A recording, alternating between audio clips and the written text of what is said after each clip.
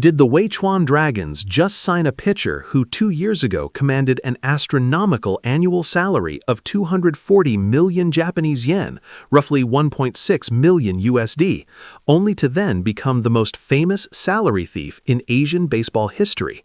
We are talking about the man with the unforgettable name, John Gant, known universally in Taiwan by the moniker of the Three Kingdoms strategist, John Gan.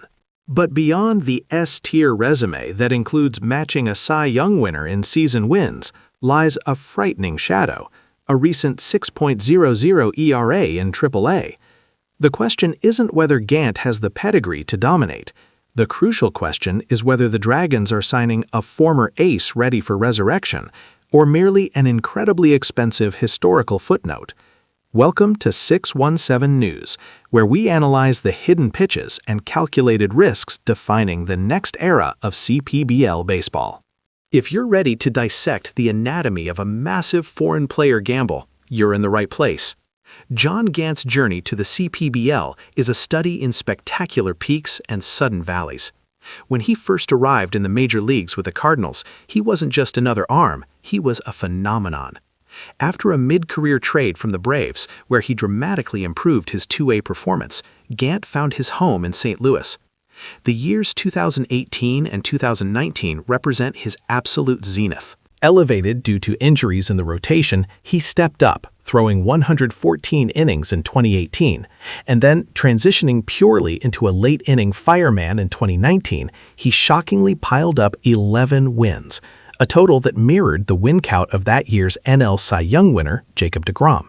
His ERA plus during this span consistently sat north of 110, definitively marking him as a well above average MLB performer.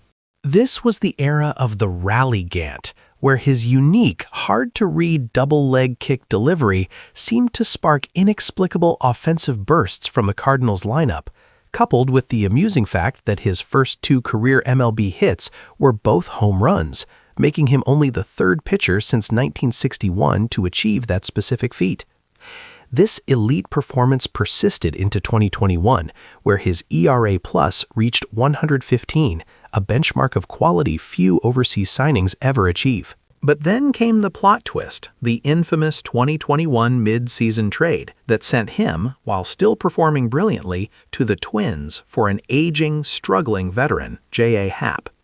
It was a move that left even hardened baseball analysts scratching their heads, and for Gant, it marked the beginning of the end of his MLB tenure. His performance immediately dropped, and by 2022, he took the enormous leap to the NPB, signing that stunning $240 million deal with the Nippon Ham Fighters. This is where the story pivots from S-tier stardom to financial devastation. The legendary manager, Shinjo Tsuyoshi, was ecstatic, publicly stating, "I've seen his clips online. His sinker and changeup alone are enough for this league." But Gant delivered zeros. 0 innings, 0 pitches. The entire 2022 season lost to elbow issues requiring PRP treatment. The fighter's 240 million yen vanished into thin air. He received a sympathetic contract renewal for 2023 at a vastly reduced 50 million yen, a sign of admirable organizational loyalty. But the injury flared up again quickly, leading to his release by June 30th. John Gant, the man who matched deGrom, left NPB having never recorded an out. This catastrophic NPB failure dictates the context of his move to Taiwan. The Dragons are signing him not at his peak, like the Fighters foolishly did, but at his post-injury nadir. Last year, he attempted a comeback, starting strong in the Independent League with the Long Island Ducks, posting a sharp 1.71 ERA over 21 innings, suggesting the potential for a Phoenix-like rise. He was quickly bought by the Royals and placed in AAA, where he finished the season. This is where the sharp argumentation must begin. Many observers might look at the name recognition and the 153 km/h fastball velocity, which thankfully did not diminish post-injury, and argue that he's a strong reclamation project. They might point to his diverse arsenal, sinker, slider, curve, cutter, two-seam, and the fact his changeup still generates whiffs, as Shinjo noted. But let's look at the cold, hard numbers that define John Gant's recent reality in AAA. He was pitching in the same league as other recent CPBL signees like Tyler Visa and Eli Aloy. When you put their performance on a table, the story changes completely. While Tyler Visa showed solid command and Aloy offered power innings, Gant lagged severely. Highest ERA at 6.00, fewest innings, and the most erratic control in that cohort. His MLB career average for walks per 9 innings was already high at 4. In AAA last year, it ballooned to 5.0. He is a pitcher who relies entirely on his stuff to overcome poor command, a profile that, in the CPBL, is usually feast or famine. Furthermore, we must acknowledge the two massive red flags: his extreme vulnerability to left-handed hitters, who batted .328 against him in AAA, compared to just .258 for righties, and his profound lack of durability. He never surpassed 100 pitches in any single AAA start last year, averaging barely 4 innings per outing. This brings us to the ultimate strategic conflict facing the Wei Chuan Dragons management. How do you utilize a high-risk, low-durability arm with S-tier potential? Currently, with the return of Dragon and Wodong and the addition of Miles McCollus, Gant is projected as the 4th starter, maybe even the 5th if they land another top arm like Masato Morita. The prevailing wisdom, influenced by manager Ye's past success with pitchers like Rio and Elian, is to transition Gant into a multi-inning setup role. We should view Gant as the ultimate bridge, one veteran scout told us privately. He has deep bullpen experience.